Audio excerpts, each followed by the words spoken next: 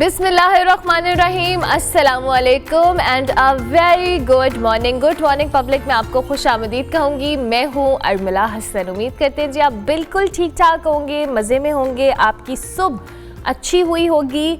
लाहौर के अंदर वेदर बदल रहा है, 2 के बहुत ज़्यादा नहीं बदल रहा। 12 बजे के बाद आपको धूप के अंदर थोड़ी सख्ती मिलती है, लेकिन उसके बावजूद टाइम गुजरने के साथ साथ it's almost mid of October और अभी तक जिस तरह का मौसम होता है अक्टूबर में वो नहीं आ रहा है। I don't know about Islamabad, उस पर हम अपने गेस्ट से पूछ लेंगे कि इस्लामाबाद का वेदर कैसा है, लेकिन लाहौर का वेदर कदरे बेहतर हो रहा है विद टाइम। आई होप कि अच्छा वेदर आए। और अभी नाजरीन व हाजरीन, आपने स्मॉग के लिए तैयार रहना है क्योंकि स्मॉग आएगी। उसके लिए इकदाम के हवाले से हम टीवी के ऊपर कुछ ख़बरें और बातें तो देख ही रहे हैं कि इकदाम कर रही है पंजाब हुकूमत, लेकिन ज़ाहिर है ये वो चीज़ है जो कि हमने कर दी है over the period of time और अब हम उस सबको उस फेज़ में से हमें गुजरना पड़ता है।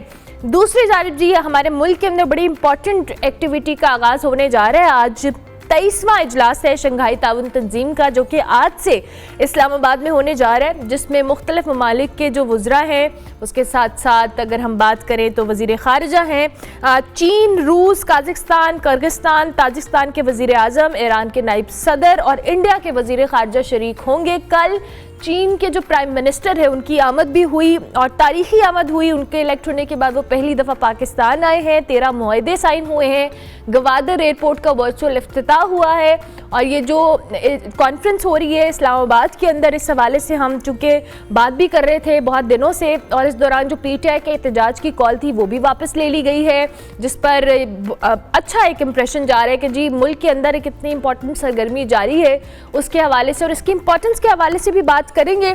और दूसरी जानिब दो रोज़ा इजलास के लिए इस्लामाबाद में सिक्योरिटी के जी सख्त इंतजाम किए गए हैं और 17 अक्टूबर तक शहर की जो सिक्योरिटी है पाकिस्तानी अफवाज के हवाले कर दी गई है। इस्लामाबाद और रावलपिंडी में 3 रोज़ के लिए आम तातील का ऐलान किया गया है, जबकि शहर के जो कारोबारी मराकज़ हैं, अदालतें हैं, वो भी बंद रहेंगी। पाकिस्तान इस वक्त शंघाई ताउन तंजीम के इजलास की मेज़बानी ऐसे वक्त में कर रहा है जब हम देख रहे हैं कि मुल्की मामलात के हवाले से कुछ कयास था, लेकिन PTI के एहतजाज की कॉल जो उन्होंने दी थी 15 अक्टूबर को, कल रात को जी बानी PTI का जो तिबी मुआयना करवाने की यकीन दहानी के बाद PTI ने एहतजाज की कॉल वापस ले ली है। इस इजलास की इंपॉर्टेंस के हवाले से उससे पहले मैं अपने मेहमान का तारुफ करवाती चलूँ। सीनियर सहाफ़ी तजज़ियाकार इम्तियाज़ गुल साहब हमारे साथ मौजूद हैं। Thank you very much sir, बहुत शुक्रिया और नहायत माजरत। आई होप कि आपको हमने बहुत, मुझे पता है, जल्दी उठा दिया है। इम्तियाज़ गुल साहब,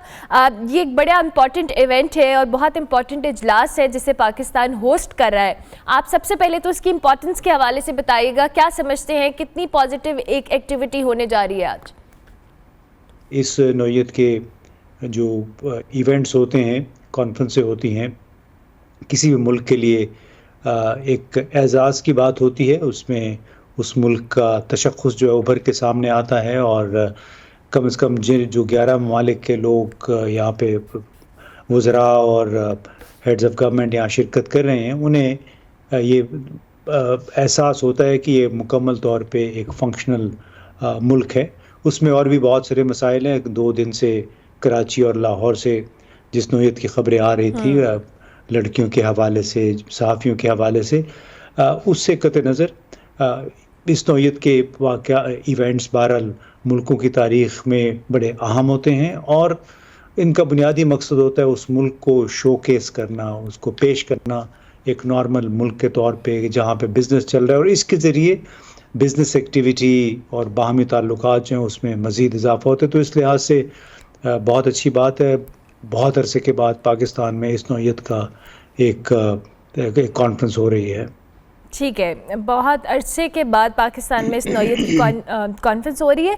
अच्छा इम्तियाज़ गुल साहब, कल जो चाइनीज़ प्राइम मिनिस्टर हैं उनकी आमद भी हुई और हमने अपनी TV स्क्रीन्स पे भी देखा जिस तरह से उनको वेलकम किया गया। आर्मी चीफ से मुलाकात हुई, दीगर वज़रा से हुई, प्राइम मिनिस्टर से हुई और फिर 13 मुआहदों के हवाले से भी आई। गवादर एयरपोर्ट का वर्चुअल इफ्तिताह हुआ।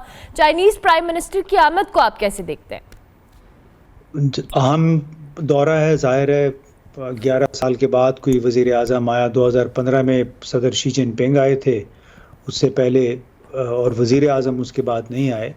तो उस लिहाज से बड़ी अच्छी बात है कि वो आए, लेकिन ज़ाहिर है वो सिर्फ कोई दो तरफ़ा मुज़ाकरात के लिए नहीं आए, बल्कि बुनियादी तौर पे SCO कॉन्फ्रेंस के लिए आए हैं।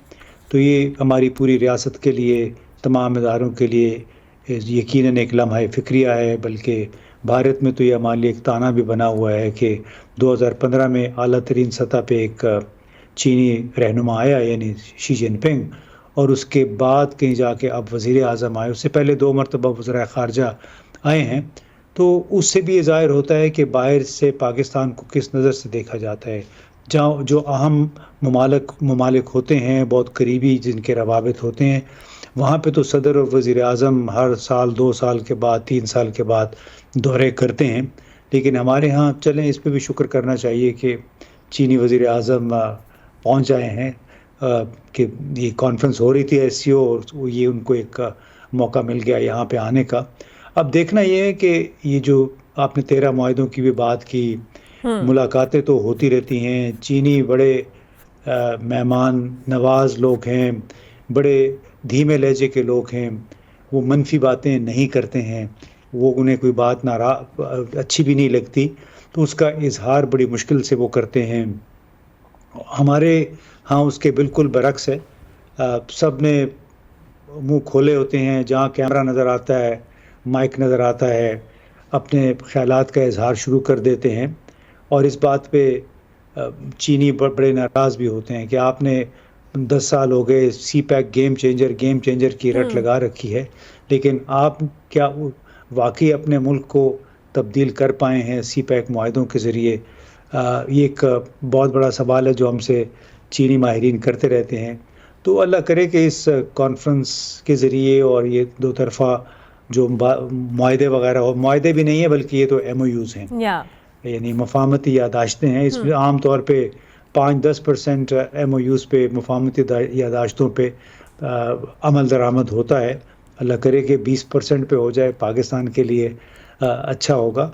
और इसका तमाम तर दारोमदार हमारी क़यादत पे है कि किस हद तक वो जल्द फ़ैसले करते हैं, अमल दरामद में फ़ैसिलिटेट करते हैं। यहाँ पे जो कारोबार करने की फ़िज़ा है कितनी वो आसान होती है, क्योंकि कल ही एक चीनी एम्बेसी की मदद से एक रिपोर्ट शाया हुई और उसमें उन्होंने 48 चीनी कंपनियों के लोगों से, जो ऑफिशियल्स के साथ बातचीत की, उनसे मैंने उनकी राय ली। तो उन्होंने ये कहा कि अभी तक सबसे बड़ा मसला, कोई 83% लोगों ने कहा कि सबसे बड़ा मसला सिक्योरिटी है। 63% लोगों ने कहा कि इस मुल्क के अंदर जो फ़ैसला साजी और उस पर अमल दरामद जो है और कारोबार करने की जो फ़िज़ा है वो अभी भी काफ़ी चैलेंजिंग है। उन्होंने ये नहीं कहा कि बहुत मनफी है, लेकिन उन्होंने कहा कि चैलेंजिंग है। तो इस नौयत की चीज़ें जिस पे हमारे हुकूमत को, हमारे पॉलिसी साज़ों को बहुत ज़्यादा गौर करने की ज़रूरत है। You right. अभी इम्तियाज़ गुल साहब, अभी आपने बात की है कि ये जब इस तरह का कोई भी विज़िट होता है, ज़ाहिर है ये तो SCO कॉन्फ्रेंस के लिए आए हैं चाइनीज़ प्राइम मिनिस्टर, लेकिन हमने देखा है कि माजी के अंदर भी इस तरह का कोई भी डेलीगेशन आता है, जिन MOUs पे साइन होते हैं, वो ऑन पेपर तो चीज़ें मौजूद रहती हैं, लेकिन जब उस पर इम्प्लीमेंटेशन की बात आती है या उन मुआहदों को सीमेंट करने की बात आती है, तब बड़ा चैलेंज रहता है। उसमें हमारे इंटरनल मैटर्स भी अपनी जगह मौजूद होते हैं, और अभी आपने CPEC के हवाले से कहा कि चाइनीज़ दो के खुलकर इजहार नहीं करते, लेकिन कंसर्न सबकी अपनी जगह CPEC के हवाले से मौजूद थे। क्या समझते हैं कि इन यादाश्तों या इन मुआहदों का होना इम्पॉर्टेंट तो है एक अपनी जगह पे, लेकिन उनको जो कह लें सीमेंट करना कितना ज़रूरी है? देखिए, सीमेंट तो अमल दरामद से होता है ना, यानी आपने एक फ़ैसला, मुआहदा कर लिया, उसके बाद फ़ैसला कर लिया, फ़ैसले पे अमल दरामद करना होता है। लेकिन अमल दरामद की राह में जब federal board of revenue, board of investment, वजारत तिजारत, वजारत पैदावार, हमारी नेपरा यानी national electronic power regulatory authority, gas की यूटिलिटी, ये लोग जब अपने अपने मसाइल, अपने अपने रुकावटें उसमें डालते हैं, तो वो जज्बा जो इन मफाहमती यादाश्तों में या बल्कि मुआहदों में होता है, अभी तो खैर मुआहदे नहीं हुए हैं, तो इन मुआहदों और मफाहमती यादाश्तों के पीछे कार फरमा जज्बा जो है वो काफ़ी हद तक मांद पड़ जाता है। और ये ताज़ा तरीन बिज़नेस इंडेक्स रिपोर्ट आई है, ये 2 दिन पहले रिलीज़ हुई है, तो उसको बड़े गौर से पढ़ने की ज़रूरत है और उसमें जो जिन जिन कमियों की खामियों की निशानदेही की गई है उसको दूर करने की बड़ी ज़रूरत है। हमने भी एक डिस्कशन करवाई थी, उसमें इसी नौइयत की बातें सामने आई थी कि पाकिस्तान में फ़ैसलों पे अमल दरामद बहुत सुस्त रफ्तारी से होता है। फिर 4 सूबे हैं, उनके आपस में राब्ता नहीं होता है। फिर वज़रा जो हैं हमारे बोलते बहुत ज़्यादा हैं, काम कम करते हैं। और फिर उसके अलावा फेडरल बोर्ड ऑफ रेवेन्यू, उसको सबसे बड़ा दुश्मन कहा जाता है कारोबार का। तो इस तरह बहुत सारे इश्यूज़ हैं। यानी स्पेशल इकोनॉमिक जोन्स की बात थी, आज तक फंक्शनल होने चाहिए थे, वो नहीं हो सके हैं और उसमें बहुत सारा किया कराया उसकी बहुत सारी ज़िम्मेदारी जो है ख़ुद हमारी वफाकी हुकूमत पे आती है, उसके मुख्तलिफ़ इदारों पे आती है। ठीक हो गया, ठीक हो गया। अच्छा, कल नवाज़ शरीफ साहब ने भी कहा कि अगर मोदी साहब ख़ुद पाकिस्तान आते तो ज़्यादा बेहतर होता। कल इंडियन जर्नलिस्ट बरखा दत्त भी आई थी, उनकी मुलाकात भी हुई मरीम नवाज़ साहिबा से और नवाज़ शरीफ साहब से, उस पर भी बाद में स्टेटमेंट जारी हुई। तो आप क्या समझते हैं जी, वज़ीर ख़ारिजा आए हैं लेकिन बायलैटरल सतह पे तो कोई बातें नहीं होने के इम्कानात, वो इजलास के लिए आ रहे हैं, लेकिन वज़ीर ख़ारिजा का आना इंडिया के, ये आप कैसे समझते हैं इम्तियाज़ गुल साहब? देखिए, भारतीय वज़ीर ख़ारिजा जयशंकर SCO कॉन्फ्रेंस के लिए आ रहे हैं जी। और उन्होंने कम से कम वहाँ रवानगी से पहले 2 दिन पहले ही 3 दिन पहले उन्होंने ये कहा था कि वो सिर्फ़ और सिर्फ SCO कॉन्फ्रेंस के लिए शिरकत करेंगे इसमें, और इसके अलावा दो तरफ़ा एजेंडा उनका कोई नहीं है। लेकिन उसके बावजूद उनका ये फ़ैसला कि पाकिस्तान में होने वाली कॉन्फ्रेंस में शिरकत करनी है, शायद उनकी पॉलिसी पाकिस्तान के हवाले से थोड़ी सी तब्दील हुई है, क्योंकि अब तक तो ये था कि पाकिस्तान के साथ कोई लेना देना नहीं है, पाकिस्तान में कोई भी इवेंट हो रहा है उसमें शिरकत नहीं करनी है। लेकिन अभी बहरहाल अगर वो आ जाते हैं तो इसका मतलब होगा कि थोड़ी बहुत उन्होंने नज़रसानी की है पाकिस्तान के हवाले से अपनी पॉलिसी पे। ये वो पॉलिसी है जिसमें इंतहाई सख्ती आई थी मार्च 2016 में, जब भारतीय जासूस कुलभूषण जाधव पकड़ा गया था बलूचिस्तान से, और भारत ने फिर मुतालबा किया था उसकी वापसी का, लेकिन ज़ाहिर है उस पर यहाँ पे मुकदमा चला और उसको सज़ा हुई और पाकिस्तान ने उसको हवाले करने से इनकार कर दिया था। तो उस के बाद जो पॉलिसी की सख्ती है वो मुसलसल जारी है। पाकिस्तान में मैं तो समझता हूँ जो दहशतगर्दी के वाक़यात हैं, जिस तवातुर के साथ दहशतगर्दी के वाक़यात में इजाफ़ा हो रहा है, उसका लेना देना भी हमारे पाक भारत ताल्लुकात के साथ है। इसकी मुझे और कोई वजह समझ नहीं आती। ठीक हो गया। इम्तियाज़ गुल साहब, मेरा आखिरी सवाल मुल्क की सियासत के हवाले से भी है। ज़ाहिर है इस इम्पॉर्टेंट इवेंट के हवाले से तो आपने कमेंट किया। तहरीक इंसाफ ने पहले एहतजाज की कॉल दी हुई थी 15 अक्टूबर को, लेकिन कल रात के टाइम जब ये एहतजाज की कॉल वापस ली गई है बानी PTI का चेकअप कराने के यकीन दहाने के बाद, आप क्या समझते हैं, अच्छा फैसला है तहरीक इंसाफ का?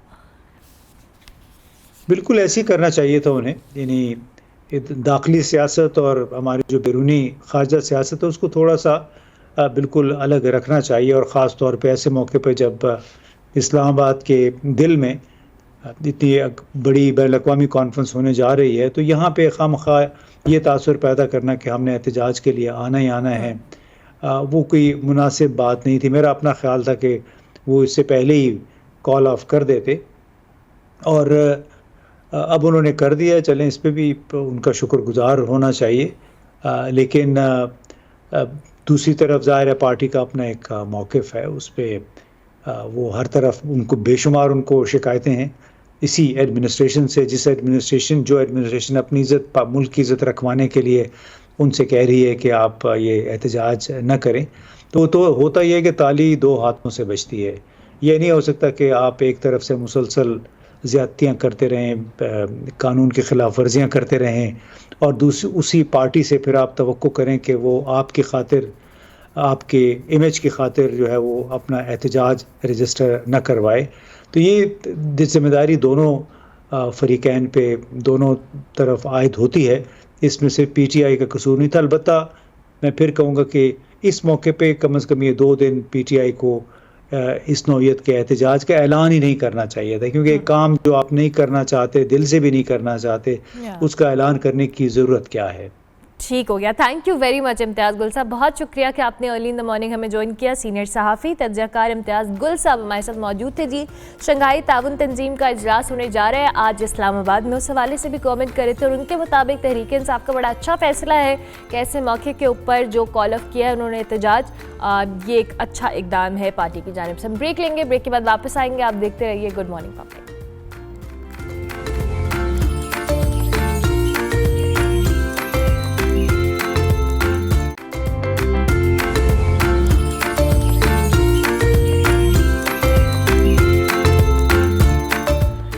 Welcome back to good morning public. जी, ब्रेक के बाद वापस आ गए हैं। वैसे मुझे याद है कि इन माय चाइल्डहुड, मेरे बचपन के टाइम पे हमें इर्द गिर्द इतनी सारी बटरफ्लाइज नज़र आती थी। इवन हम जब पार्क्स पे खेलने जाते थे या कहीं भी जाते थे तो हमें तितलियाँ इतनी खूबसूरत और डिफरेंट कलर्स की नज़र आती हैं। बट विद टाइम ये चीज़ें इतनी कम हो गई हैं, बटरफ्लाइज आपको बहुत कम नज़र आती है। इवन पार्क्स के अंदर भी इसकी, जहाँ पे हम बात करते हैं ना कि कुदरत का हर रंग, हर आवाज़, हर ज़िंदगी अपनी जगह पे अहमियत की हामिल है और इसका जो एक एसेंस है या खूबसूरती है तभी बरकरार रहती है जब उन्हें महफूज रखें।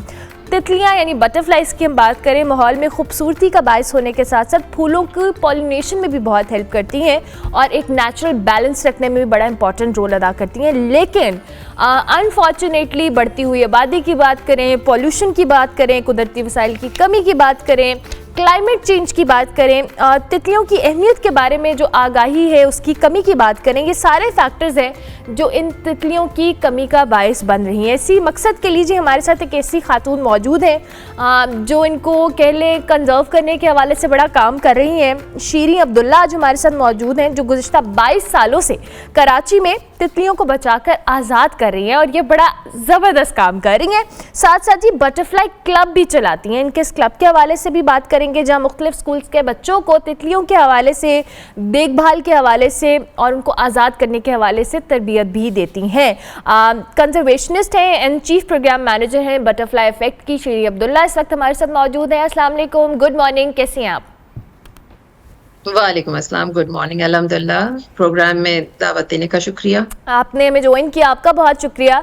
मैं ज़रूर चाहूँगी कि आप पहले थोड़ा सा हमें बताएं कि जाहिर है मैं अभी जैसे बात कर रही थी कि हमारे बचपन में हम जब पार्क जाते थे, इवन लॉन्स के अंदर हमें मुख्तलिफ कलर्स की बटरफ्लाई नज़र आती थी, बट विद टाइम ये चीज़ें इतनी कम हो गई हैं, हमें अब बहुत शाज़िर व नाज़िर नज़र आती हैं तितलियाँ। जी, सबसे पहले ये कि तितलियों का जो है वो डिक्लाइन सिर्फ आपके इर्द गिर्द माहौल में, जब पाकिस्तान में पली बढ़ी हैं अगर, तो सिर्फ यहाँ पर ही इसकी कमी नहीं हुई है, ये एक ग्लोबल इशू है। ये पूरी दुनिया में ही जो है डिक्लाइन है और इस पे काम करने की ज़रूरत है। लोग कुछ काम कर भी रहे हैं और इसी वजह से जो है मेरे काम का एक बहुत बड़ा मकसद अवेयरनेस है और जो मैं अवेयरनेस दे रही होती हूँ। ज़बरदस्त। तो ये डिक्लाइन की वजह क्या है शीरी साहिबा?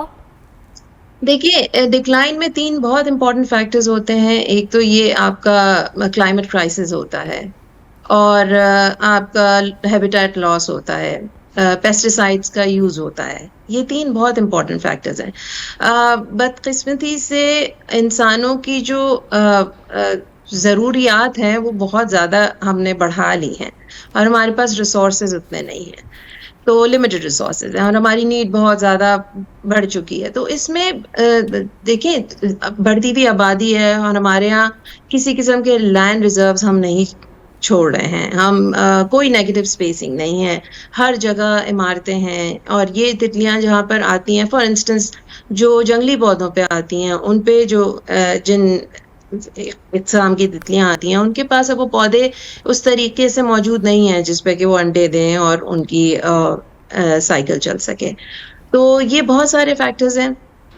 ठीक है। और दवाओं का जो हम इस्तेमाल करते हैं अपने घरों में, अपने गार्डन्स को हम बहुत ज़्यादा मैनिक्योर रखना चाहते हैं, बड़ा खूबसूरत जो बज़ाहिर लगता है खूबसूरत, लेकिन जब तक आपके लॉन में, आपके गार्डन में विल्डरनेस ना हो और पौधों की खुशी उस तरह दिखती नहीं है। मतलब एक लाइन से सारे खड़े हैं पौधे, सारे के सारे हरे हैं, सब पे दवा छिड़की जा रही है फूल दे रहे हैं, शायद सब कुछ हो रहा है, लेकिन उसमें क्या चूंटियां मौजूद हैं, क्या अर्थवर्म्स मौजूद हैं, क्या लेडी बग्स मौजूद हैं, क्या तितलियां मौजूद हैं, ये सारी चीजें एक गार्डन को मुकम्मल बनाती हैं। गार्डन जो है ये हमारी जो ये हरियाली होती है, एक ब्रीदिंग लिविंग स्पेस है। और इसको सिर्फ हम के पौधा ही चाहिए हमें, सिर्फ फूल ही चाहिए हमें, सिर्फ फल ही, हम यूं नहीं कर सकते। हमारे माहौल में हमारा जो ये पूरा सिस्टम है, ये एक वेब है, आपको मालूम है, इसमें एक ताना बाना है और चीजें जो है आपस में इंटरकनेक्टेड हैं, इंटरडिपेंडेंट हैं। और अगर हमने इस बात का ख्याल नहीं रखा तो मुश्किल इंसान को ही ज्यादा हो जाएगी, क्योंकि ये तो हमारी मदद करते हैं हमें इस दुनिया में रहने में, ये सारी चीजें हमें मदद देती हैं। अच्छा शीरी, जब आपने 22 इयर्स ऑफ एक्सपीरियंस है आपका और जाहिर है 20 साल 20 साल का 20 साल। ओके 20 साल से आप ये करिए, ये स्टार्ट ये आइडिया आपको कैसे आया? बिकॉज या आपने कोई चीज़ ऐसी फील की, जाहिर है जब आप कोई चीज़ इनिशिएट करते हैं तो उसके पीछे कोई आइडिया होता है, कोई एक्सपीरियंस होता है, तो ये हमारे साथ शेयर करें प्लीज़। जी, ये इसका सिलसिला कुछ यूं हुआ था कि मेरे बचपन में मेरे वालिद ने मुझको दिखाई थी ये बटरफ्लाई की स्टेजेस, नेचर से करीब रखते थे। तो ये चीज़ जब मेरे पहले बेटी की विलादत हुई, तो मैंने, जब वो बड़ा हो रहा था एज अ टॉडलर, तो मैंने सोचा कि इसको भी वही एक्सपीरियंस दिया जाए। और मुझे अपने गार्डन में मिल भी गई थी एक कैटरपिलर, और मैंने उसको दिखा दी। फिर उसने कहा मुझे दोबारा देखना है। उसके बाद मैंने अपने गार्डन में ढूंढने की कोशिश की, मुझे नहीं मिली, और मुझे कहीं बैक ऑफ माइंड ये चल रहा था कि ऐसा क्यों है। खैर कोशिश मैंने की और ये नहीं दिखा, क्योंकि वो एक खास किस्म के पौधों पे आती हैं जिनको होस्ट प्लांट्स कहते हैं। हर पौधे पे तितलियां अंडे नहीं देती। फिर इसको ढूंढने के लिए मैं निकली, नर्सरीज का रुख मैंने किया, और वहां पे जाके मुझे ये बात का एहसास हुआ, ये रियलाइज हुआ कि ये तो दवा दे के मार देते हैं। क्योंकि आज तक वो वहां पे एक माली था, उसकी बात मुझे आज तक याद है, मैं अपने हर इंटरव्यू में कहती हूँ कि उसने कहा कि बाजी वो तो कीड़े होते हैं, हम उन्हें मार देते हैं, हर 15 दिन में दवा छिड़क दी जाती है। तो वो बात मुझको बहुत ज्यादा दिल पे लगी थी, और मैंने उसी दिन से सोच लिया था कि नहीं, जो कुछ मुझसे हो सकेगा मैं करूंगी।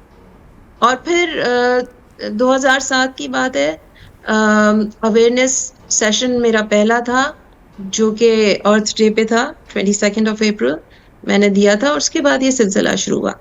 ओके। और फिर अवेयरनेस सेशन देते देते जरूरत मुझे महसूस हुई कि इसको एक प्रोग्राम में, एक मॉड्यूल में चेंज किया जाए। और फिर 2016 में इसको बटरफ्लाई क्लब का नाम दिया गया कि अवेयरनेस सेशन, लेकिन उसमें बच्चे ग्रुप बनाए जाते हैं जिसमें बच्चों की सिलेक्शन होती है और बच्चे बटरफ्लाई क्लब बनाया जाता है। अभी यहाँ पे बटरफ्लाई इफेक्ट में जो एक और मजीद अच्छा काम हम लोग कर रहे हैं, वो ये कि बच्चे, जो स्कूल के बच्चे हैं, वो बटरफ्लाई इफेक्ट क्लब के बच्चे कहलाए जाते हैं, वो मौजूद है। और साथ में कंजर्वेटोरी भी मौजूद है, जहाँ पे कि वो तितलियों का ये सारा लाइफ साइकिल, उनको नर्चर करना, अंडे से लेके तितली तक, ये सारी चीज़ें वो वहाँ पे करेंगे, देख रहे हैं, और कंजर्वेशन में मदद करेंगे। तो ये एक बहुत अच्छी चीज़ भी है। यहाँ पे हमारे पास CMS कराची में एक स्कूल है, जहाँ पे कि कंजर्वेटरी मुकम्मल हो चुकी है हमारी। अब हमारा दूसरा प्रोजेक्ट जो है, वो उसकी भी इनॉग्रेशन होने वाली है, वो इस्लामाबाद में IMSG NHC 1 to 10 स्कूल वहाँ पे है। और इसके अलावा और भी स्कूल्स में हम ये वाला प्रोग्राम शुरू कर रहे हैं। तो ये मेरा जो कंजर्वेशन प्रोग्राम है, वो 3 R's पे बेस्ड है: रेस्क्यू, रेज एंड रिलीज। आपने रेस्क्यू किया, रेज किया और रिलीज किया। इसके अलावा, अच्छा, ये तो वो लोग हो गए जो बच्चे हैं, जो क्लब के बच्चे हैं या जो मेरे अंडर ट्रेंड हैं। ठीक है। अब इसके अलावा बात हो जाती है आम पब्लिक को कैसे इसमें शामिल किया जाए। तो उसके लिए उसके लिए BRRM मिशन है जो मैंने लॉन्च किया है, जिसका है butterfly rescue and raise mission. उसमें सारी पब्लिक अपने तौर पे कैटरपिलर को रेस्क्यू करे, और फिर उसको बड़ा करे, और फिर उसको रिलीज करे। और इस सारी मामले में मैं हूँ उनकी मदद करने के लिए, तो वो मुझसे कनेक्टेड रहते अच्छा हैं मुझे थ्रू ये सोशल बताएं मीडिया। शेरी, मुझे बताएं कि इंटरेस्ट कितना है लोगों का। ज़ाहिर है बच्चों को तो आप अवेयरनेस दे रही हैं, बच्चों को वैसे ही इस तरह की कलरफुल चीज़ें और बटरफ्लाइज का इंटरेस्ट होता है। ज़ाहिर है बड़े जब हम हो जाते हैं हमारे इंटरेस्ट बड़े मुख्तलिफ हो जाते हैं। आपने भी टाइम क्या ऑब्ज़र्व किया है कि जो लोग अब आपके साथ इस क्लब का हिस्सा भी है या आपने आम पब्लिक को इंगेज किया है, वो किस तरह से पार्टिसिपेट करते हैं और उनका इंटरेस्ट क्या है? अच्छा, जब भी मैं अवेयरनेस देती हूँ या क्लब ले रही होती हूँ, जो साथ में टीचर्स भी होते हैं, टीम भी होती है स्कूल की, वो बहुत बड़ा उनका इंटरेस्ट होता है। और उस चीज़ को देखने के लिए, उस चीज़ को एक्सपीरियंस करने के लिए इवन बच्चों का भी बहुत ज़्यादा इंटरेस्ट होता है। लेकिन फिर उसको ज़िम्मेदारी लेना, उसकी बात वहाँ पे आती है कि आप उसको कितना ज़िम्मेदारी से लेके चल रहे हैं। मेरे साथ क्लब के बच्चे हैं, उन क्लब के बच्चों में से कई सारे जैसे बड़ी क्लासेस में गए और अब उन पढ़ाई में बिजी हो गए, अब इस चीज़ को टाइम नहीं दे पा रहे। कुछ बच्चे ऐसे भी हैं आज तक जो मेरी टीम का हिस्सा हैं, और वो चाहे पढ़ाई हो चाहे कुछ भी हो, लेकिन वो इतना कीन है कि वो इसमें लगे हुए हैं। हाँ, ये ज़रूर है कि वो परसेंटेज कम होता है। कम होता है। अच्छा अब शीरी मुझे ये बताएं कि जो आपके क्लब है जिसमें आप बटरफ्लाइज को, जैसे आपने कहा कि रेस्क्यू, रेज इन, वो सारा आप 3 स्टेप्स में करती हैं, इस रिलीज, हाँ, तो इसका क्या आपने एरिया होता है, किस तरह से आप लोग करते हैं, कहाँ पे आपने अपना जो एक सेटअप बनाया हुआ है जहाँ पे आप ये सारा प्रोसेस कर रहे होते हैं? अच्छा, ये मैंने आपको बताया कि हम बटरफ्लाई इफेक्ट में हमने कंजर्वेटरी बनाई है, और वहीं पे जब हमारे पास तितली रिलीज होती है तो हमारी कोशिश होती है कंजर्वेटरी के अंदर ही रिलीज करें। लेकिन कंजर्वेटरी के साथ साथ जो उसके बाहर का हिस्सा है उसको भी जो है वो बटरफ्लाई फ्रेंडली बनाया जा रहा है, क्योंकि जो हमारा काम है, मेरे काम का जो मकसद है, वो कभी भी डोमेस्टिकेट करना नहीं है तितलियों को। जो लोग, फॉर इंस्टेंस जो लोग इन्वॉल्व हैं या जिन स्कूल्स में कंजर्वेटरीज नहीं बनी हुई हैं फॉर इंस्टेंस, वहां पे बच्चे खुली फजा में उसको रिलीज कर देते हैं। और मैं यही कहती हूँ, अच्छा अब बात कुछ इसमें कॉम्प्लिकेटेड चीजें भी होती हैं कि कुछ बच्चे जैसे मुझे फोन करते हैं कि मिस हमारे घर के आसपास तो किसी किस्म का कोई वो सारी धूल मिट्टी, और हमारे घर में कोई ऐसा आंगन नहीं है, ऐसा फूल पौधे नहीं है, तो हम क्या करें, तो वो करीबी पार्क में ले जाके उसको रिलीज कर दीजिए। तो ये सारी चीजें हैं, ये फैक्टर्स हैं, और इसी के लिए हमको, हमारे शहर को, हमारे मुल्क को, जो ये हमारे पास लैंड रिजर्व्स और ये जो फूल पौधे और जो ये नेचर है, इसके ऊपर इसीलिए बात हो रही है कि सिर्फ तितली जिंदा नहीं रह सकती बगैर फूलों के और बगैर हरियाली के, उसको वो माहौल देना जरूरी है, और माहौल के ऊपर हमको काम करने की बहुत ज़रूरत है। ज़बरदस्त, थैंक यू वेरी मच शीरी साहिबा, बहुत शुक्रिया कि आपने अर्ली इन द मॉर्निंग हमें ज्वाइन किया। शीरी अब्दुल्ला हमारे साथ मौजूद थी जी, बड़ा ज़बरदस्त काम करी है, बटरफ्लाई क्लब के हवाले से काम करी है, बटरफ्लाइज देखना, उनकी देखभाल करना, जो रेस्क्यू, रेज एंड रिलीज़ का जो इनका कॉन्सेप्ट है बटरफ्लाइज को लेके, इट्स रियली इंटरेस्टिंग। हमने सोचा आपकी मुलाकात करवाई जाए। अभी हम ब्रेक लेंगे, ब्रेक के बाद वापस आएंगे। आप देखते रहिए good morning public.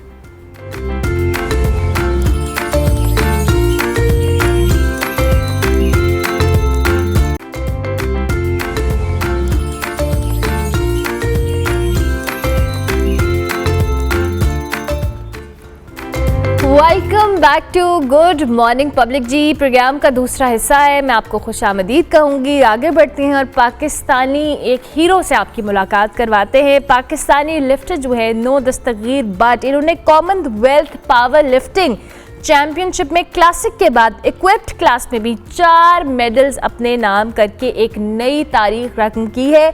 No but के हवाले से आपको बताएं तो जनूबी अफ्रीका के सन सिटी में होने वाली जो चैंपियनशिप है, इसके इक्विप्ड क्लास में 340 किलोग्राम वजन उठाकर गोल्ड मेडल जीता है। जबकि मजमूई तौर पर अगर हम नो की बात करें तो इन्होंने मजमूई तौर पर 7 गोल्ड मेडल समेत 8 तमगे अपने नाम किए हैं, जिसमें ना सिर्फ उन्होंने अपनी ताकत और महारत का लोहा मनवाया है, बल्कि पाकिस्तान का नाम आलमी सतह पर भी रोशन किया है। लेकिन इस सारी कामयाबी, सारी अचीवमेंट के बावजूद अफसोस का इजहार भी किया है नूर दस्तगीर भट्ट ने। उन्होंने कहा है कि पाकिस्तान के जो स्पोर्ट्स इदारे हैं उनकी गफलत के बायस उन्हें ओलंपिक का जो क्वालिफाइंग राउंड है या इवेंट है इनफैक्ट उसमें शिरकत का मौका नहीं दिया गया। इस वक्त जो हमारे साथ नूर दस्तगीर भट्ट मौजूद हैं उनको हम खुशामदीद कहते हैं। Thank you very much, good morning and बहुत बहुत मुबारकबाद आपको आपके मेडल्स और कामयाबियों के लिए।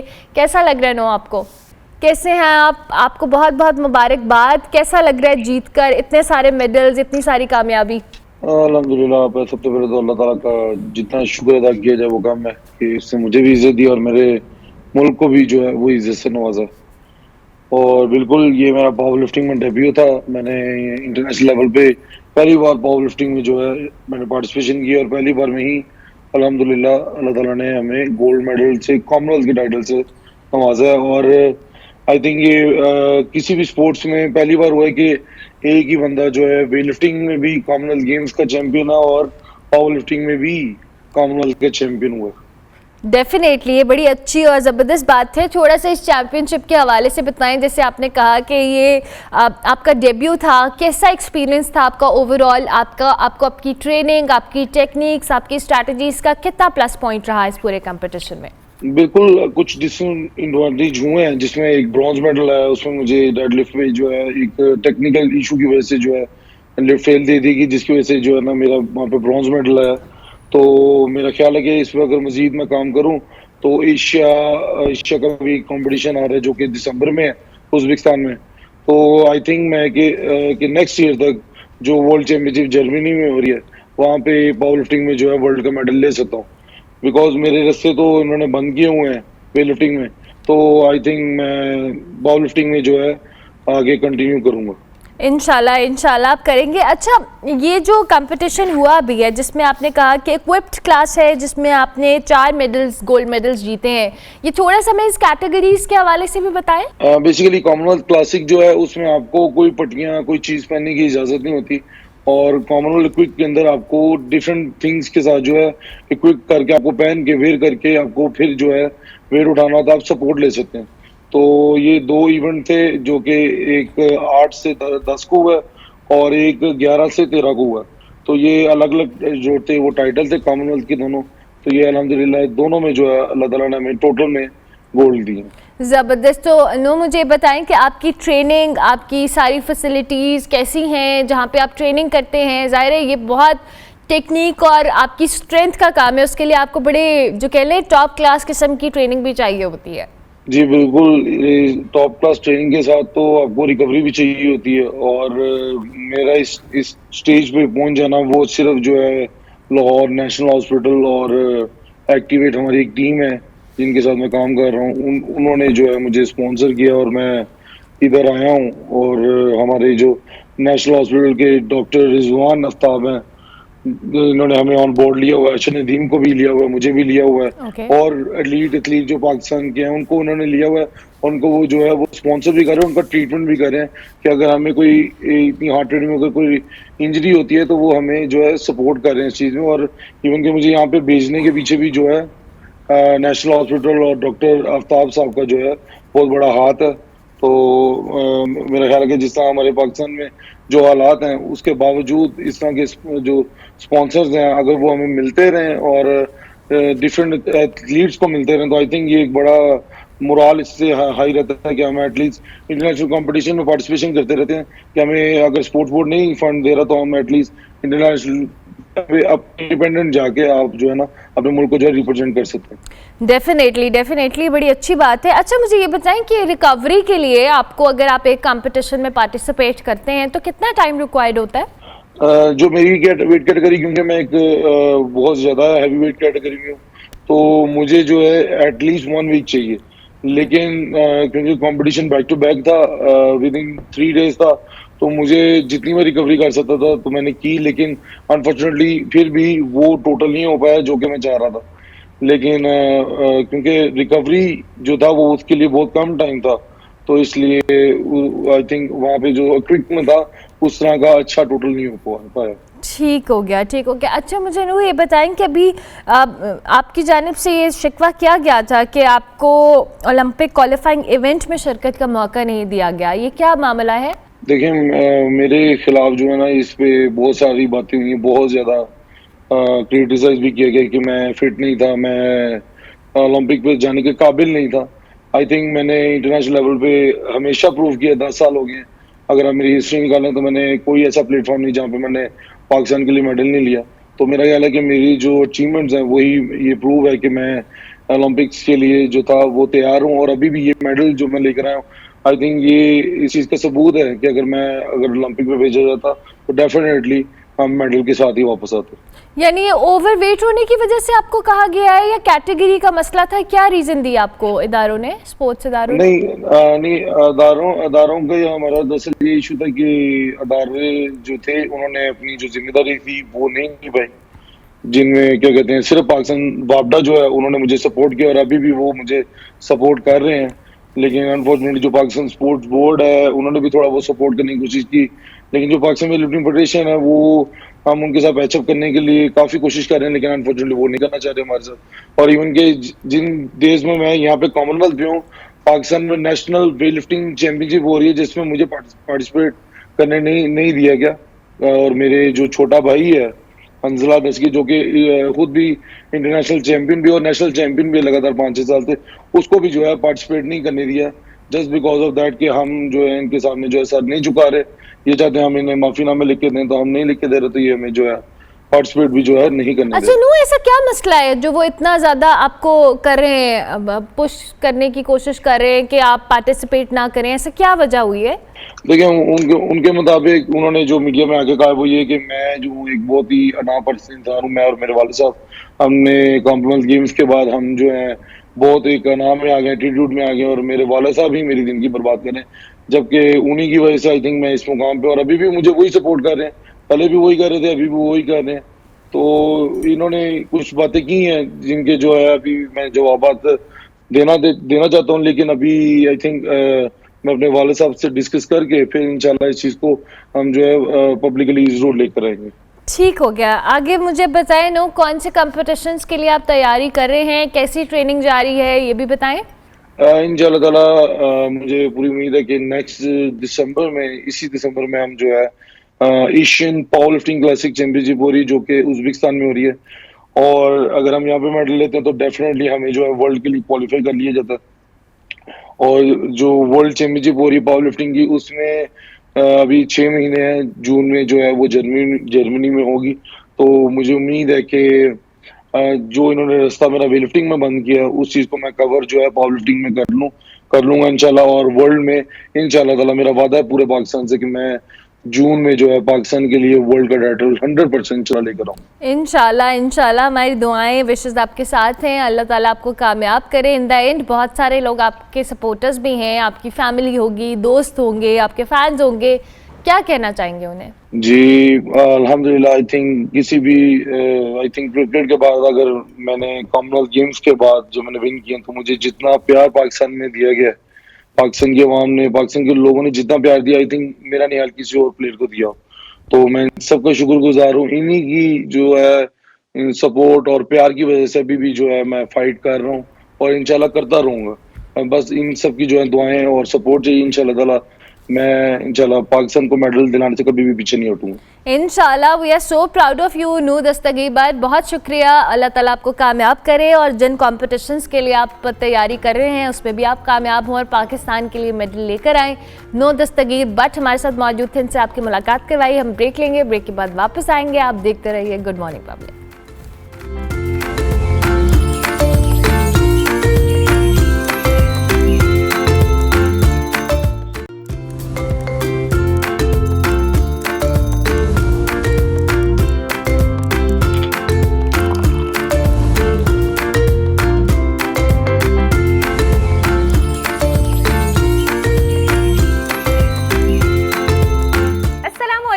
वेरी गुड मॉर्निंग, मुझे कहते हैं नताशा रहमान।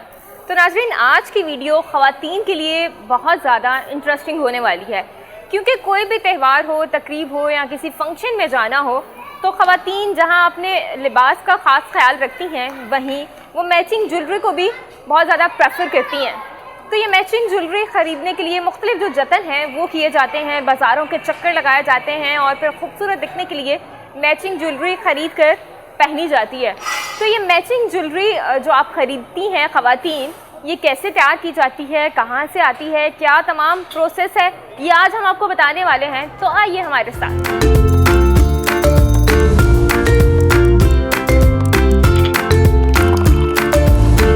ज्वेलरी बनाने की मुख्तलिफ जो स्टेप्स हैं वो हम आज आपके साथ शेयर कर रहे हैं। तो सबसे पहला स्टेप कौन सा होता है, हमारे साथ स्टूडेंट्स डिज़ाइनर्स मौजूद हैं ज्वेलरी की, इन्हीं से बात करते हैं कि कैसे ज्वेलरी को तैयार किया जाता है, कैसे आइडिया जनरेट किया जाता है। अस्सलाम वालेकुम। अच्छा, हमें ये बताइएगा, ज्वेलरी डिज़ाइन कर रही हैं, कैसे सारा आइडिया जनरेट किया जाता है, क्या तमाम प्रोसेस होता है, फर्स्ट स्टेप क्या होता है, ये बताएं। हम पहले तो एक टॉपिक सेलेक्ट करते हैं, जैसे अगर नेचर है या इस तरह कोई चीज़, फिर उसमें से हम डिफरेंट एलिमेंट्स एक्सट्रैक्ट करते हैं और फिर उनसे आगे हम डेवलपमेंट्स बनाते हैं और फिर उससे हम प्रोडक्ट्स डिज़ाइन करके हम उनकी 3D रेंडरिंग करते हैं और फिर हम उसको जो है हैंडक्राफ्ट स्टूडियो में, मतलब हैंडक्राफ्टेड हम वो ज्वेलरी बनाते हैं।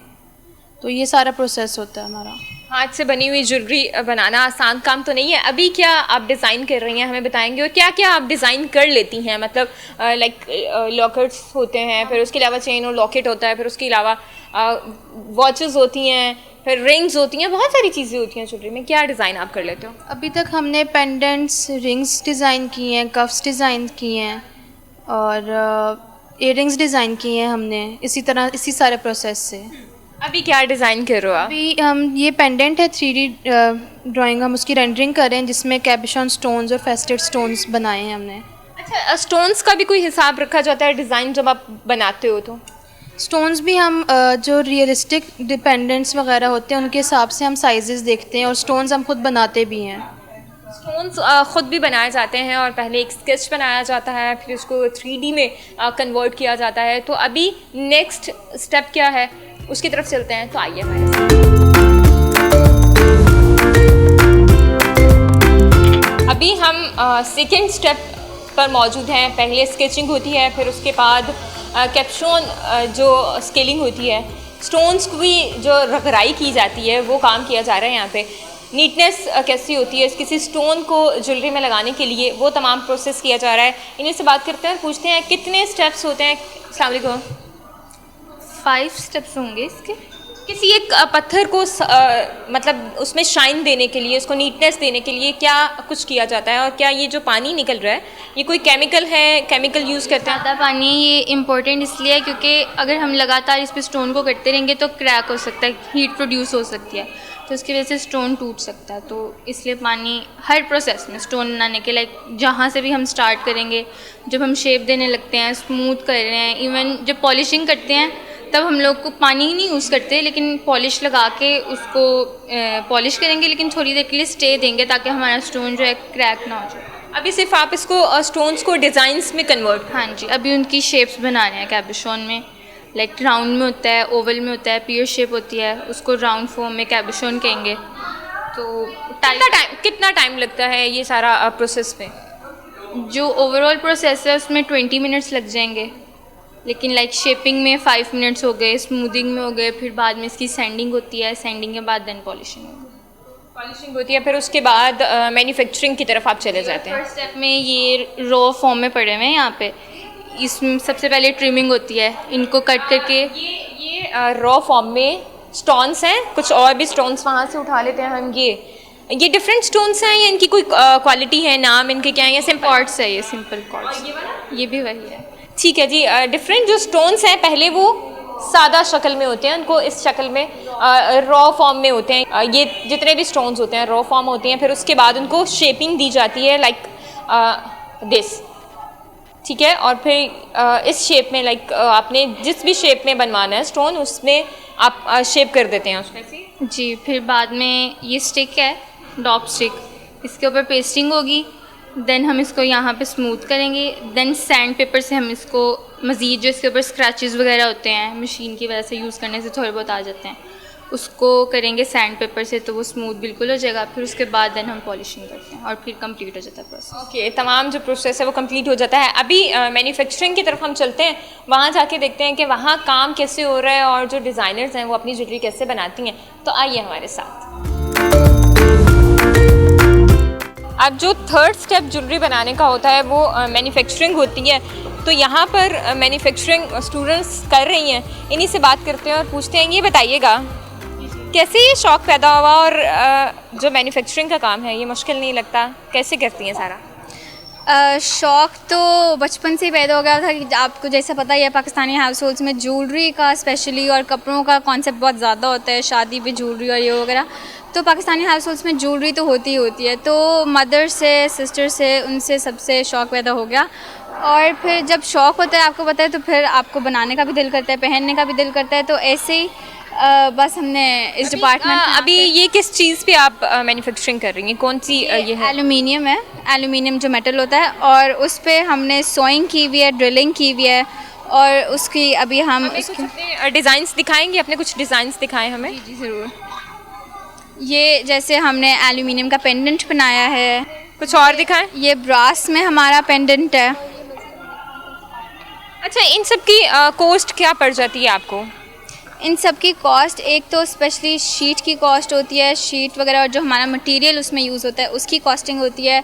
और सबसे बड़ी बात जो हम काम कर रहे होते हैं उसकी लेबर कॉस्ट भी फिर होती है, जो हमारी सारी मेहनत लग रही होती है। तो उन सबको मिलाकर ही कॉस्ट डिसाइड होती है। ठीक है जी, ये काफ़ी मुश्किल काम है। जो ख़वातीन कहती हैं ना कि ज्वेलरी ख़रीदी, पहनी और ख़ूबसूरत दिखाई दे दिया, तो ये तमाम जो प्रोसेस है ये हम आपको दिखा रहे हैं। नेक्स्ट स्टेप क्या होता है उसकी तरफ चलते हैं, तो आइए हमारे साथ। ज्वेलरी में लगने वाले स्टोन्स की जो तराश खराश होती है उसके बारे में तो हमने आपको बता दिया कि कैसे एक जो स्टोन है उसको तराश खराश के किया जाता है, ठीक किया जाता है, और फिर उसके बाद जब तराश खराश के बाद एक शेप दी जाती है, और फिर उसके बाद जब आप उस पर डिज़ाइन बनाते हैं तो कैसे डिज़ाइन बनाया जाता है ये स्टूडेंट से ही जानते हैं। कैमरामैन से कहूँगी कि थोड़ा सा इस तरफ आ जाए ताकि हम देख सकें कि स्टोन पे क्या डिज़ाइन बनाया जा रहा है और कैसे बनाया जा रहा है। आप ये बताओ कि कैसे डिज़ाइन बनाया जा रहा है स्टोन पे, क्या कहोगे? अस्सलाम वालेकुम। सबसे पहले तो हम इसको रॉ ज़मीन से जो निकलता है स्टोन, उसको पहले रॉ फॉर्म में होता है, उसको हम शेप देते हैं, कैबिशॉन हो गया, कोई भी हो गया। उसके बाद इसकी फिनिशिंग होती है, जो स्क्रैचेस वगैरह होते हैं उसको नीट करते हैं। उसके बाद जब ये नीट हो जाता है फाइनली, उसके बाद फिर इसको हम एज अ पेंडेंट हम पेंडेंट में लगा देंगे या कहीं। आप हमें दिखाएंगे? जी श्योर। ये देखें, इसको हम पेंडेंट में लगा सकते हैं, किसी भी डेकोरेशन पीस में लग सकता है ये। इसको मैंने लीफ शेप दी है, इसके अंदर से मैंने इसको काफ कर दिया, अगर कैमरा दिखा सकता है तो इसको बिल्कुल नीटली बिल्कुल पत्ते की शेप दे दी। इसको आप पेंडेंट यहाँ पे जिस तरह हम पहले नेकलेस में पहन सकते हैं या किसी भी डेकोरेशन पीस में लग सकते हैं। अच्छा, हमें ये बताएं कि ये कोई भी फीमेल या मेल दोनों पहन सकते हैं? या डिपेंड्स करता है अपनी चॉइस पे। सारे वैसे फीमेल्स नॉर्मली ज़्यादा नेकलेसेस पहनती है, लेकिन आजकल ट्रेंड के हिसाब से मेल्स भी इसको प्रमोट कर रहे हैं। अच्छा, ये बताएं ये कौन सा स्टोन है और कौन कौन से स्टोन पे डिज़ाइन बन सकता है? ये बैंडेड कैल्साइट है, इस पे कोई भी डिज़ाइन आप बना सकते हैं और इस पे किसी भी शेप को इसको दे सकते हैं। जिस तरह हमने लीफ दिया, इसको स्केलेटन का आजकल बहुत लोग प्रमोट करते हैं, स्केलेटन लोग पसंद करते हैं, इसको स्केलेटन शेप भी दी जा सकती है। ये बताओ कि ज्वेलरी डिज़ाइनर तो फीमेल्स ही हमें ज़्यादा दिखाई देती हैं, आप क्या सोच के इस फील्ड में आ गए? मैं समझता हूँ ज्वेलरी बेसिक में विजन ये था कि नॉर्मली हम देखते थे कि ज्वेलरी वगैरह सिर्फ शादियों में पहनी जाती थी, सिर्फ ओकेजन्स पे पहनी जाती थी। लेकिन अब नॉर्मली मैं देखता हूँ कि आपको किसी ओकेजन की ज़रूरत नहीं है, आपको किसी त्यौहार की ज़रूरत नहीं है ज्वेलरी पहनने के लिए। आप कहीं भी पहनते हो, आप नॉर्मली रूटीन में आप पहन के जाते हो ज्वेलरी। तो मैं समझता हूँ कि ज्वेलरी को प्रमोट करना चाहिए, कल को फ्यूचर ज्वेलरी का है। हम देखते हैं कि अब हर ब्रांड ने, खादी, मारिया भी, एवरीवन, हर किसी ने अब ज्वेलरी शुरू कर दी है। तो मेरा ख्याल है ज्वेलरी फ्यूचर है, उसमें करना चाहिए, और वो देखते हुए मैं इसमें ज्वेलरी में आया हूँ। ठीक है जी, बिल्कुल लड़कों को भी हर फील्ड में जाके अपनी जो सलाहियत है उसको दिखाना चाहिए और बताना चाहिए कि वो हर काम कर सकते हैं। तो आज हमने तमाम प्रोसेस आपको दिखा दिया है, तो ख़वातीन ने अब शिकवा नहीं करना कि ये ज्वेलरी क्यों महंगी होती है। तमाम चीज़ें आपने देख ली हैं, तरीक़ाकार देख लिया है कि कितनी मेहनत के बाद ज्वेलरी मार्केट में आप तक पहुँचती है। तो जिसको पहनकर आप सजती भी हैं, संवरती भी हैं और ख़ुद को खूबसूरत भी कहती हैं कि ज्वेलरी के बगैर तो वैसे ही ख़वातीन का जो हुस्न होता है उसमें चार चांद नहीं लगते हैं। तो लिहाजा आज तमाम जो प्रोसेस है ज्वेलरी बनने का वो हमने आपको दिखाया है। हमें इजाज़त दें। अगली नई स्टोरी के साथ दोबारा से हम हाजिर होंगे, तब तक के लिए अल्लाह हाफ़िज़।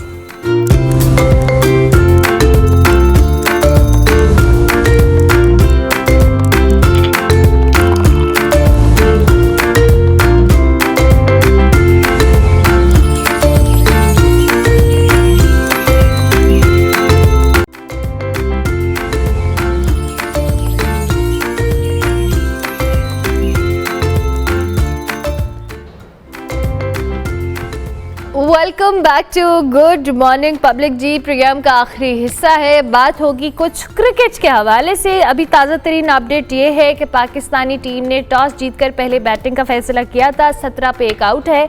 ये अभी ताज़ा अपडेट मैंने देखी है। और पहले टेस्ट मैच का हाल अहवाल आप सबको पता है क्या हुआ था, पाकिस्तानी टीम की कैसे फेंटी पड़ी थी। हमारे साथ हमारे गेस्ट मौजूद हैं, उनको हम खुशामदीद कहते हैं। हमारे साथ काशिफ शबीर साहब मौजूद हैं। काशिफ साहब बहुत शुक्रिया, good morning, I hope you are doing well. नहायत माजरत के साथ कि मैंने फेंटी का लफ्ज़ इस्तेमाल किया, लेकिन इससे बुरे अल्फाज भी लोगों ने इस्तेमाल किए थे। मैंने फिर भी सोफिस्टिकेशन का मुजाहरा किया है। तो मुझे ज़रा बताएं कि ये फेंटी जो पहले टेस्ट मैच में हमें पड़ी है, इसके बाद दूसरे टेस्ट मैच में जो हमने अहम खिलाड़ियों को ड्रॉप किया है, कुछ नए खिलाड़ियों को मौका दिया है, क्या समझते हैं जी स्ट्रैटेजी हमारे लिए हेल्पफुल होगी? बहुत शुक्रिया मुझे इस प्रोग्राम के लिए लेने का। देखें, मसला ये है कि हमें अपना माइंडसेट चेंज करना पड़ेगा। और अगर इस टेस्ट मैच की बात करें तो हमने फिर डिफेंसिव अप्रोच के साथ किए हैं। 3 स्पिनर्स को साथ ले जाने का और सलमान अली आगा भी एज अ स्पिनर खेलने का मतलब ये है कि आपने विकेट को कॉम्प्रोमाइज़ किया है। आपने विकेट को ऐसा बनाने की कोशिश की है कि जहां पर इंग्लिश बैटर्स के लिए प्रॉब्लम हो और हमारे जो है वो स्पिनर उसका फ़ायदा उठा सकें। मुझे नहीं लगता कि पाकिस्तान को इस स्ट्रैटेजी का कुछ भी फ़ायदा होगा, क्योंकि आपकी डिफेंसिव अप्रोच जब तक ख़त्म नहीं होगी, थोड़ा अटैकिंग अप्रोच नहीं बनेगी, मामलात सीधे नहीं होंगे। इससे भी अगर हम पीछे जाएं तो मेरा ये ख्याल है कि जो बोर्ड का स्ट्रक्चर है, ओवरऑल स्ट्रक्चर है, वहाँ पर प्रॉब्लम है। हमारे एडहॉकिज्म अभी तक चल रही है। हमें पता नहीं है कि हमारे सेलेक्टर्स कौन से हैं, हमें पता नहीं है हमारे कोचेस कौन से हैं, क्या हमारी अप्रोच होनी चाहिए, किस तरह हमने आगे जाना है, कुछ हमें पता नहीं है। टीम की सिलेक्शन अगर आप देख लें तो बाबर आजम को बाहर निकाल दिया, कामरान गुलाम को टीम में शामिल कर दिया। ये बहुत अच्छा है कि आपने ऐसे प्लेयर को शामिल किया जिसने नेशनल लेवल पर परफॉर्म किया, कायद-ए-आज़म ट्रॉफी में परफॉर्म किया, उसको मौका मिला। लेकिन एक जो कॉम्पोजिशन टीम की जो बनती है, वो कॉम्पोजिशन हमें नजर नहीं आ रही। तो मुझे लगता है ये है कि जब तक अप्रोच सीधी नहीं होगी, जब तक हम एक डायरेक्शन सीधी नहीं करेंगे, हमारे मसाइल सीधे नहीं होंगे। ये जो विकेट की और जो बात हो रही है, ये आज से बात नहीं हो रही। ये कई चेयरमैन आए, कई चेयरमैन गए, उन्होंने कहा जी कि हम विकेट्स को ठीक करेंगे, विकेट्स को ऐसा बनाएंगे जो हेल्पफुल हो both for the batters and for the bowlers. लेकिन कभी भी हमने इस चीज़ को नहीं देखा। पुरानी विकेट के ऊपर दोबारा खिलाने का मतलब ये है कि आप बचना चाह रहे हैं, शिकस्त से बचना चाह रहे हैं। जब आप शिकस्त से बचने के लिए सब काम करेंगे तो मुझे नहीं लगता कि आपको कोई रिजल्ट बेहतर मिलेगा। शिकस्त से बचने के लिए अगर आप काम करेंगे तो रिजल्ट बेहतर नहीं मिलेगा। अच्छा काशिफ साहब, आप समेत जितने भी एनालिस्ट हमारे पास आते हैं, जितने भी इवन एक्स क्रिकेटर्स होते हैं, सबकी एक ही राय है जी कि प्लेयर्स तब तक कुछ नहीं करेंगे जब तक उनकी सिलेक्शन ठीक नहीं होगी, क्रिकेट बोर्ड का स्ट्रक्चर बेहतर नहीं होगा। आपको, मुझे, सारे एक्स क्रिकेटर्स को, एनालिस्ट को, सबको ये बात पता है कि चीज़ें बेहतर होने की ज़रूरत है बोर्ड के अंदर। क्या बोर्ड को इस बात का नहीं पता कि उनको बेहतर करना है अपने आप को? हमें नहीं लगता कि बोर्ड को पता है इस बात का। बोर्ड कोशिश यही कर रहा है कि हम अपने आप को ठीक ना करें और प्लेयर्स खुद ब खुद ठीक हो जाएं, ढांचा खुद ब खुद ठीक हो जाए। ऐसा कभी भी नहीं होता, कहीं पर भी हमने नहीं देखा। देखें, सबसे पहले ये है कि आपको डोमेस्टिक स्ट्रक्चर को बेहतर करना पड़ेगा ताकि ग्रास रूट लेवल से वो प्लेयर्स ऊपर आए जो परफॉर्म करते हैं, जो परफॉर्म कर सकते हैं। और उसके बाद उनको ड्यू चांस मिलना चाहिए, उनकी प्रॉपर उनके मौके मिलने चाहिए। और दूसरी बात है, अगर आप टेस्ट क्रिकेट खेल रहे हैं तो टेस्ट क्रिकेट में उन लोगों को मौका मिलना चाहिए जो longer format of the cricket में परफॉर्म करके आए हैं। ये नहीं कि आप PSL की बेसिस पे आप टेस्ट क्रिकेटर्स को सेलेक्ट करें और उनको प्लेयर्स को लेकर आएँ। और दूसरी इंपॉर्टेंट बात यह है कि कोई भी प्लेयर एक सीरीज या एक मैच खेलने के बाद नेशनल स्क्वाड का हिस्सा नहीं बन सकता। उसको एक मौका मिलना चाहिए, उसकी कंसिस्टेंसी होनी चाहिए। अब्दुल्ला शफीक की आप मिसाल ले लें, पहली इनिंग में 125-30 रन बनाए, दूसरी इनिंग में 0, और आज की इनिंग में देखें फिर वो 6 या 7 रन पर आउट होकर वापस चले गए हैं।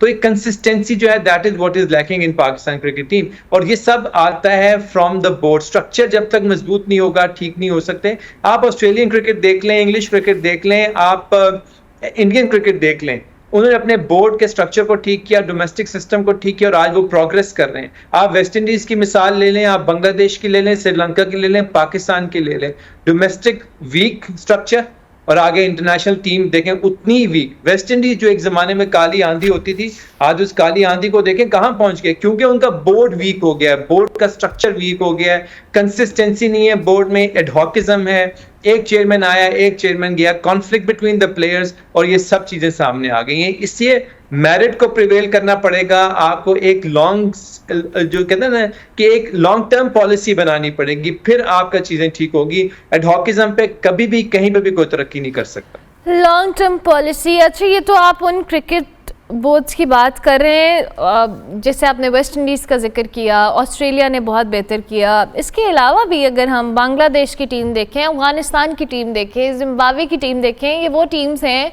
अनफॉर्चुनेट है, इट्स नॉट राइट कि हम इनको समटाइम्स बड़ा फॉर ग्रांटेड लेते थे कि जी हम जिम्बाब्वे से खेल रहे हैं जीत ही जाएंगे, हम जिम्बाब्वे से भी हारे हुए हैं, मतलब हमारे ये हालात हो गए हैं अब।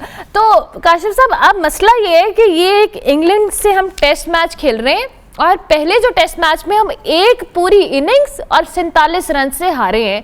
ये कोई मामूली शिकस्त नहीं है आपके होम ग्राउंड के ऊपर, जहाँ पे आपकी मर्जी का एक सारा सेटअप है, आपको अपना होम ग्राउंड मिल रहा है, आप वहाँ पे खेल रहे हैं। फिर जब पिच पे एतराज़ात उठे तो वो जो इंग्लैंड के एक्स क्रिकेटर्स हैं उन्होंने पिच के ऊपर एतराज़ किया कि जी ये मामलात हैं। तो अब लम्हा फिक्रिया as a cricket loving nation हम सबका है कि ये हम अपनी क्रिकेट के साथ क्या कर रहे हैं। हम क्रिकेट के साथ खिलवाड़ कर रहे हैं और कुछ नहीं कर रहे। और आपने जो पहली टेस्ट मैच की बात की, ज्यादा लम्हा फिक्र ये है कि आप 500 प्लस रन्स करने के बाद 2 दिन पूरे कंज्यूम करने के बाद आप ये मैच हारे, और आपके पास सिर्फ एक दिन और एक सेशन था जो कि आपने कंज्यूम करना था, और उस विकेट पे कंज्यूम करना था जो बैटिंग पैराडाइज थी, जो हाईवे थी, जिसपे कह रहे थे ना फास्ट बॉलर्स को सपोर्ट मिल रही है ना स्पिनर्स को सपोर्ट मिल रही है, टोटल बैटिंग पैराडाइज विकेट थी। वहां पर आपके बैटर्स जो हैं वो अच्छे नहीं परफॉर्म कर सके। और अगर आप तमाम बैटर्स की स्ट्रोक्स देखें, starting from Abdullah Shafique till the very end, आप देखें कोई बैटर जो था उसने टू द मार्क गेम नहीं खेली। बैट और पैड के दरमियान गैप छोड़ रहे हैं, बाहर जाती हुई गेंद को नहीं पकड़ सक रहे, और कोई बहुत बड़े स्विंग भी बॉल नहीं ले रही, बिल्कुल सीधी सीधी गेंद रह रही है, वहां पर आप गेंद को एडजस्ट नहीं कर सके। ये बहुत बड़ा प्रॉब्लम है। और सबसे बड़ा लम्हा फिक्रिया हमारे कैप्टन के लिए, शान मसूद के लिए है कि जो कैप्टनसी के बाद परफॉर्म नहीं कर सक रहा। आप ये देखें, शान मसूद की ये पहली सेंचुरी थी, इससे पहले सारे उसके अंडर परफॉर्मिंग कैप्टन रहा है वो। बाबर आजम की बात करें तो बाबर आजम को 6 महीने हो गए, बाबर आजम ने कोई 50 कोई 100 नहीं किए, जिसपे आप बहुत ज्यादा बैंक करते हैं, रिलाय करते हैं कि ये हमारा बहुत बड़ा प्लेयर है।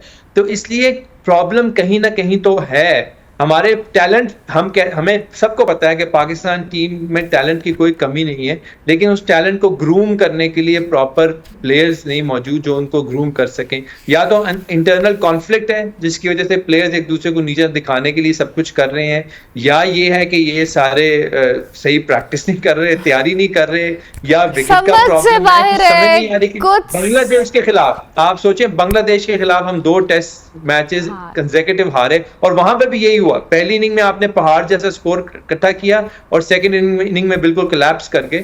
तो इसलिए बहुत बड़ा लम्हा फिक्रिया है पाकिस्तान क्रिकेट के लिए। और मैं समझता हूं जितनी इस वक्त हम डेप्थ में जा चुके हैं, इतना तनज़्ज़ुल कभी पहले पाकिस्तान क्रिकेट टीम पे नहीं आया। और ये जो इंडिविजुअल ग्लोरी चेस कर रहे हैं ना प्लेयर्स, अनफॉर्चुनेट है, ये हम कोई इल्ज़ाम नहीं लगा रहे, हम कोई बात नहीं कर रहे, ये एक बज़ाहिर चीज़ ऑब्वियस है कि इंडिविजुअल ग्लोरी जब आप चेस करती हैं और एज अ टीम आपको कहीं ना कहीं परफॉर्मेंस आपकी लैग करती है, तो आपकी पूरी टीम सफ़र करती है, आपकी परफॉर्मेंस करती है। शाहीन शाह अफरीदी और नसीम शाह को भी ड्रॉप किया है जी काशिफ साहब।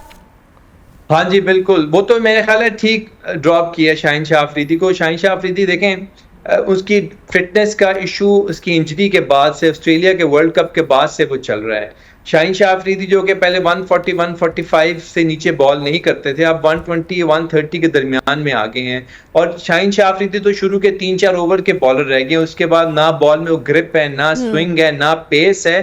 तो आप 120 130 पे इतनी मीडियोकर बॉलिंग के साथ किसी भी बैटर को आप तंग नहीं कर सकते। वो इशू नहीं है। नसीम शाह हमारा बहुत अच्छा बॉलर है, लेकिन नसीम शाह के लिए आपको विकेट कंड्यूसिव विकेट देनी पड़ेगी, ऐसी विकेट देनी पड़ेगी जहां उसको थोड़ी सपोर्ट मिले।